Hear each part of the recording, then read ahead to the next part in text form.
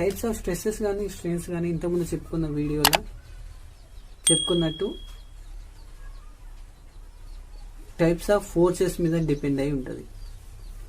మెయిన్గా first stresses అనేటి 2 types, normal stresses and shear stresses. And ఈ నార్మల్ స్ట్రెస్సెస్లోకి వచ్చేసి మళ్ళీ 2 టైప్స్ ఉంటాయి,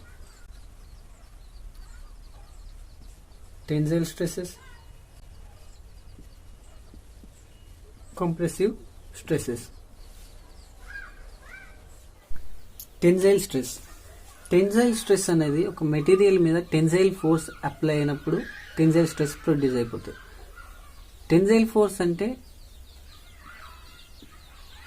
2 pulls, opposite and equal pulls మధ్య ఉన్నప్పుడు మెటీరియల్లో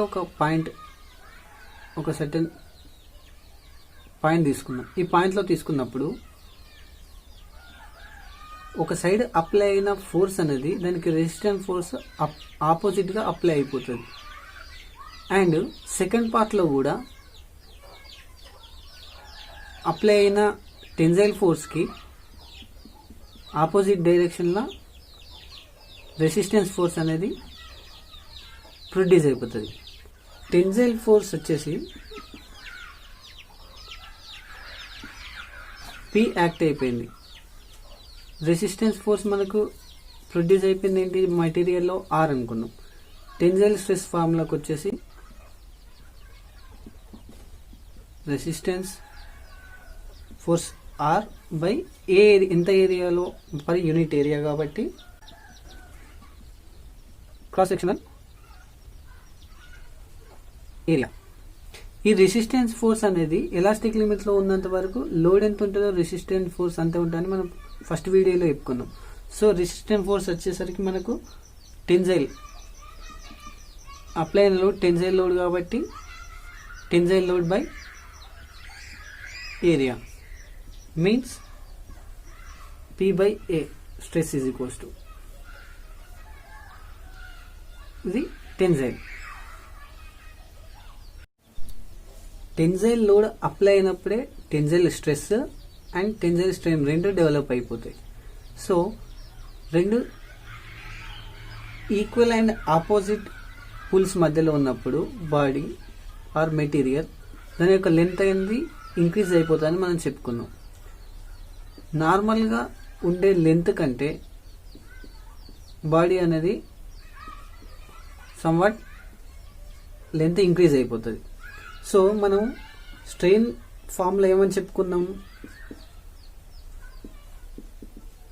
change in length by original length అని చెప్పుకున్నాం. ఇక్కడ చేంజ్ అనేది టెన్సైల్లో ఉన్నప్పుడు ఇంక్రీజ్ అయిపోయింది. So increase in length by original length, ఇది వచ్చేసి టెన్సైల్ స్ట్రెయిన్ యొక్క ఫార్ములా. నార్మల్ స్ట్రెయిన్ యొక్క formula change in length by original length. Tensile strain యొక్క formula increase in length by original length. Next one is compressive stress. Material పైన opposite and equal pushes ఉన్నప్పుడు compressive force act అవుతుంది అని చెప్పుకున్నాం. So ఇక్కడ మెటీరియల్లో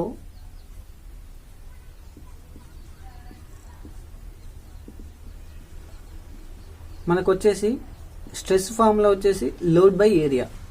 load అంటే ఇక్కడ load are force, ఇక్కడ వచ్చే ఫోర్స్ ఏంటి మనకు compressive force,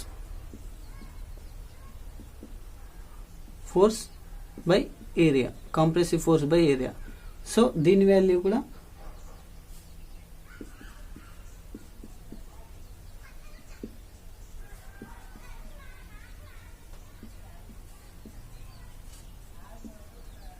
same, but type of load అనేది చేంజ్.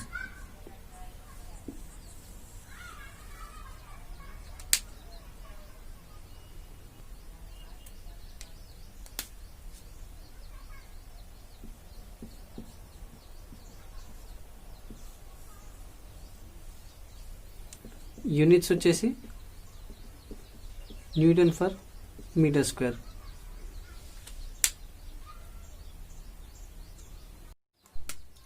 కంప్రెసివ్ ఫోర్స్తో పాటు కంప్రెసివ్ ఫోర్స్ అప్లై అయినప్పుడు కంప్రెసివ్ స్ట్రెస్తో పాటు కంప్రెసివ్ స్ట్రెయిన్ కూడా డెవలప్ అయిపోతుంది.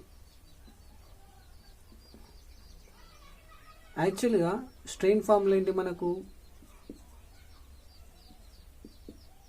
Change in length by original length. ఇక్కడ చేంజ్ అయ్యేది రెండు వర్డ్స్ ఉన్నప్పుడు మెటీరియల్ యొక్క లెంత్ అనేది డిక్రీజ్ అయిపోతుంది. సో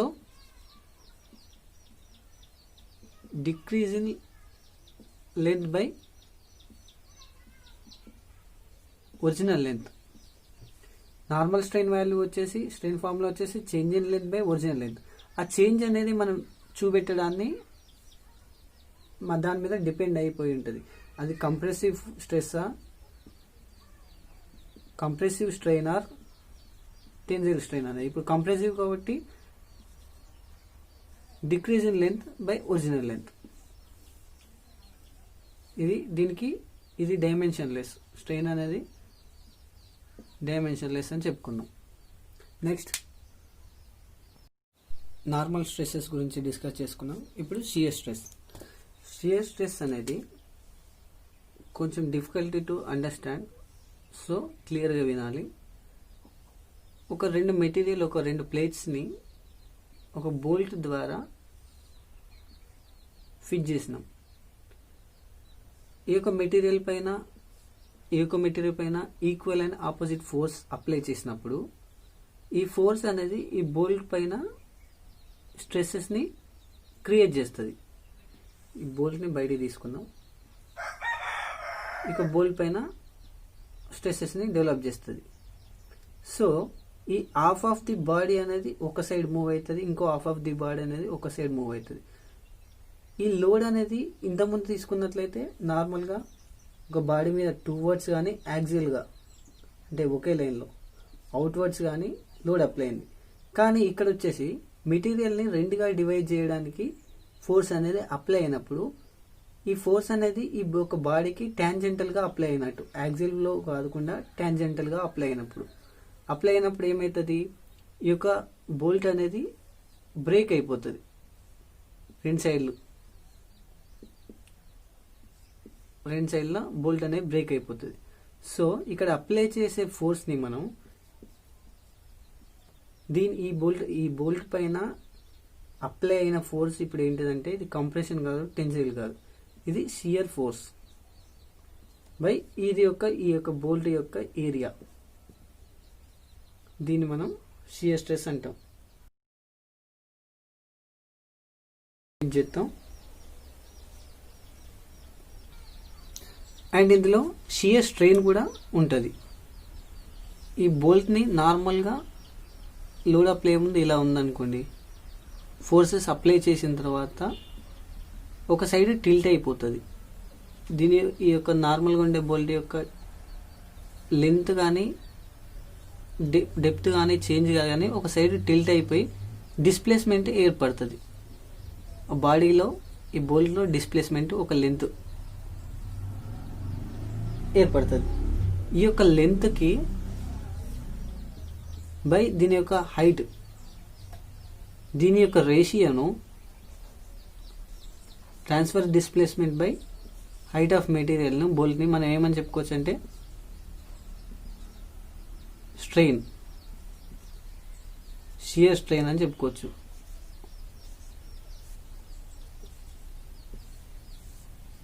ఇది shear strain and shear stress. Shear stress formulas newton per MN square or metre square. స్ట్రెయిన్కి డైమెన్షన్లెస్, నో ఫార్ములాస్. సో ఇప్పుడు మనం టైప్స్ ఆఫ్ స్ట్రెసెస్లో tensile stress, compressive stress, shear stress 3 తెలుసుకుందాం. అలాగే స్ట్రెయిన్లో వచ్చేసి tensile strain, compressive strain, shear strain 3 తెలుసుకుందాం. ఈ స్ట్రెయిన్లలో ఇంకా 3 టైప్స్ ఆఫ్ స్ట్రెయిన్స్ ఉంటాయి. అవేంటంటే longitudinal strain, lateral strain, volumetric strain. వీటి గురించి మనం ఫర్దర్ క్లాసెస్లో తెలుసుకుందాం. ఈ యొక్క వీడియో కనుక మీకు నచ్చినట్టయితే లైక్ చేయండి, మీ యొక్క ఫ్రెండ్స్కి షేర్ చేయండి. Thank you everyone.